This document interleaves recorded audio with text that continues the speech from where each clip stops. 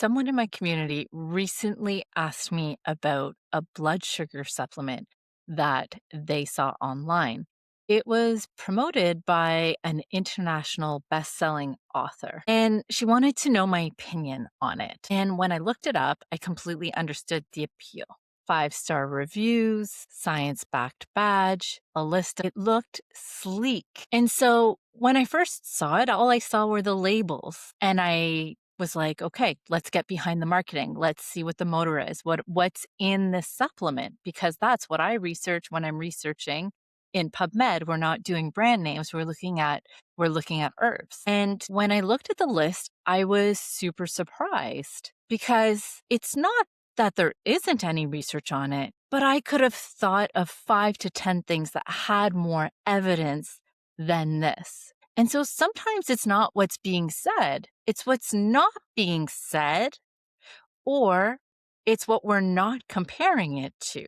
And so instead of doing a takedown video, I want to use this as a case study to show you exactly how I think through whether a supplement is worth your money or you should be spending your time, money, and effort somewhere else. Because let's be honest, those are finite resources. We need to be strategic.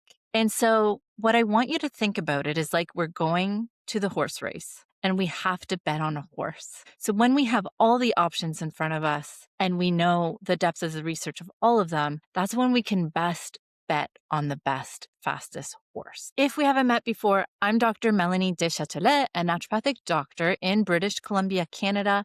I have my prescription authority. I have access to labs. Since 2010, I've supported thousands of people, of women, with a deep focus on PCOS and metabolic health. And I also teach this framework to other clinicians who want to cut through the noise. So, brief disclaimer, this video is for educational purposes. If you are a patient of mine and something comes up, let's loop on that at our next appointment so that we can listen to this in context to your care. And if I am not your naturopathic doctor, then loop in your licensed healthcare provider in your jurisdiction who can look at this with the filters of your medical history. So here's my promise. By the end of this video, you'll have a simple 6-step filter to help you make sense of new supplements when you see the advertising without needing to chase every new trend. So here are the filters. Filter number 1, having a PubMed list does not equal the first priority. First, long reference lists on a website don't always still mean that we have a high confidence of the outcome. The question isn't, is there some research? It's, was it done in humans? Was it done in people with PCOS, people with your metabolic history? Was it done in a petri dish? Sometimes we need all levels of research to move things along, but there are different levels of confidence with the different types of research. So there are times when we don't have a lot of research and we are forced to kind of extrapolate.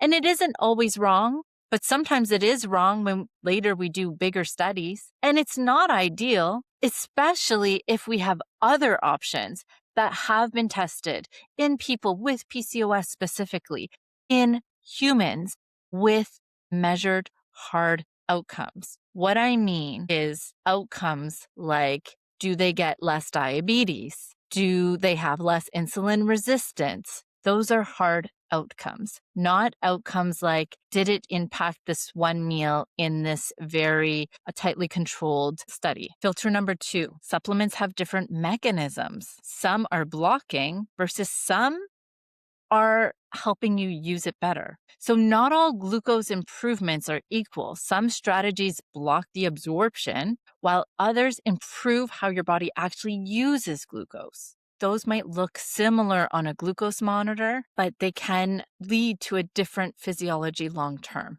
And I'll take improved physiology over a quick patch every time, something that helped just this meal, just today. Filter number 3, hard outcomes matter more. Mechanisms give us a theory, but what I care about are outcomes in real humans. So I've already touched upon this. But if a study says this lowers post-meal glucose, that's fine. But if another shows this improves your hemoglobin A1C and blood work or your insulin resistance score over the next 90 days, I'm going to bet on that one first. Filter number 4. I'm going to call this one the croissant context. Here is a research hack, actually. If you want to show as much of an improvement as possible, you sometimes take our sickest people or the things that are going to do the thing the most, because that's where you're going to see the biggest improvements. For example, in this website, there was a bold claim like 40% blood sugar reduction. But what did that person eat? A croissant, a very, very highly processed carbohydrate, something that we know spikes blood sugar quite a lot. And so what that's not telling me is how much of an impact it's going to have on a more balanced meal, and will that be meaningful? So that's a gap of information we have to consider before you prioritize this. Filter 5, the permission slip. This is a bit more behavioral, but I think it's really important for us to pause here, because some hacks or some breaks turn into psychological permission slips. It's just human nature. If a supplement makes a croissant feel less harmful, maybe that food might start showing up more often in your week. Or maybe you decide that you don't need to decrease the frequency of having the croissant. That's not a moral failure. It's just behavioral reality. And what you do most often matters, because even though you're having that croissant, and even if you're taking it with the supplement and the blood sugar spike is less, you've maybe not switched to something that has more fiber, that is more wholesome, that is less processed. And that is a massive opportunity cost. Filter 6, foundations equal leverage. So in this case and in this supplement, there was some human data. I'm not saying that it doesn't make any impact.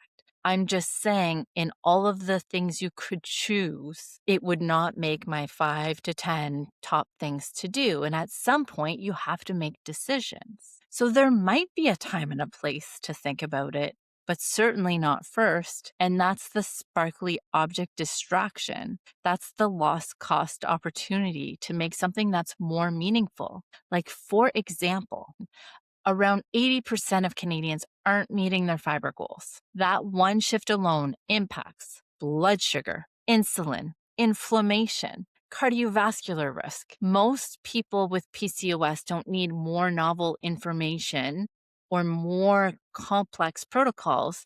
They need support being consistent with the foundation. And when we layer on top of the foundation with medication and supplements, we're first going to start choosing things that help 5 systems instead of just one. That's where we're going to start. We're going to start with the things that have an influence over various mechanisms and can help in more than one way or more than one outcome.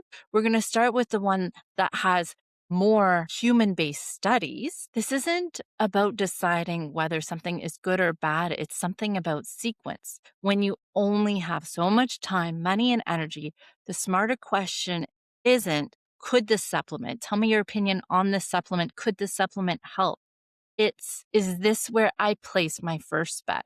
And if your foundation is strong and you're like, I'm already beyond the first bet and there's still room for improvement, that's fair. But is this my first bet in that new tier of supplements and medication? So if this way of thinking feels helpful, I created a cheat sheet for my community called How I Decide What's Worth Trying. It's the exact decision matrix I use when I evaluate kind of new supplements. So check out the bio, join my community, Shift Society, and you'll have access to it there. And in addition, my awesome community. Can't wait to meet you there. So I hope that this helps you stop feeling pulled in 10 directions every time a new ad hits your feed. That's it for today. Have a great one.